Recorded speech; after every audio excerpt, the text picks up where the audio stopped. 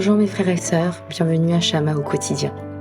Aujourd'hui nous lisons Genèse chapitre 39 versets 1 à 23 avec pour thème Joseph est accusé à tort et emprisonné.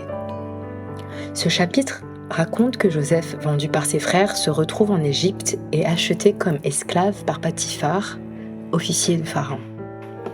On pourrait se demander comment une telle coïncidence est-elle possible. Aujourd'hui, nous comprenons que c'était le plan de Dieu, mais à ce moment-là, Joseph n'en savait rien. Dans ce chapitre, on revient à 4 reprises cette expression. L'Éternel était avec Joseph. C'est le point crucial du chapitre. Les versets 2 à 5 nous disent que parce que l'Éternel était avec Joseph, tout ce qu'il entreprenait réussissait. Son maître remarqua que Dieu faisait prospérer tout ce qu'il faisait. Non seulement Joseph lui-même était béni, mais toute la maison de Potiphar bénéficiait aussi de cette bénédiction. À cause de Joseph, Dieu bénit tout ce que possédait son maître, dans la maison comme dans les champs.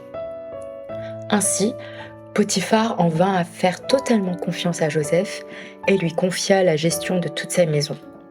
Joseph aurait pu penser que sa situation s'améliorait enfin. Mais les choses ne se déroulèrent pas comme prévu. Joseph était beau et bien fait, ce qui attira l'attention de la femme de Potiphar. Au début, elle se contenta de regards insistants. En le tentant, « Viens avec moi, couche avec moi ». Puis, elle répétait cela chaque jour et finalement, elle alla jusqu'à le saisir par son vêtement en disant « Couche avec moi ». Nous voyons ici que les tentations sont partout, progressives et persistantes. La clé pour que Joseph triomphe de cette épreuve est sa crainte envers Dieu. Il refusa fermement en disant « Comment ferais-je un si grand mal et pécherais-je contre Dieu ?» Joseph ne fit aucun compromis. Il résista à la tentation et évita de se retrouver seul avec elle, s'éloignant ainsi des occasions de péché. Souvent, les gens ne prévoient pas de tomber dans le péché.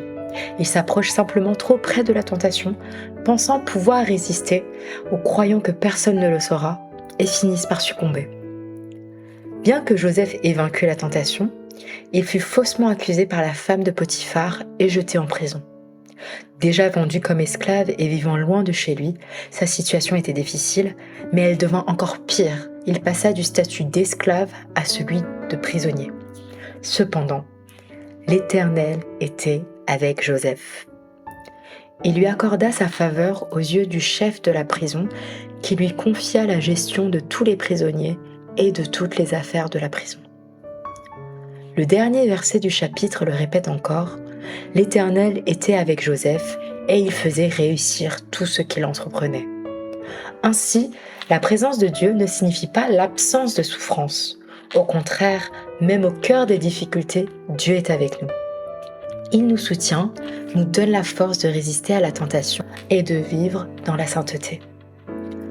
Dieu n'a pas retiré Joseph de ses épreuves, car il voulait former et préparer sa vie. D'abord, intendant dans la maison de Potiphar, puis responsable dans la prison, toutes ces expériences étaient une préparation pour qu'il devienne plus tard gouverneur de toute l'Égypte. Malgré la détérioration apparente de sa situation, Joseph ne se plaignit pas. Pour lui, la présence de Dieu était plus importante que les circonstances. Ainsi, même dans la souffrance, nous n'avons pas à craindre. Tout est entre les mains de Dieu. Les épreuves nous permettent d'expérimenter sa présence, de faire mûrir notre vie et de devenir des instruments utiles. Que le Seigneur affermisse notre foi afin que nous ne doutions pas de sa présence ni de son amour à cause des circonstances. Apprenons à suivre l'exemple de Joseph, à avoir un cœur qui craint Dieu, être fidèle dans les petites choses, rester pur et chercher à lui plaire. Amen.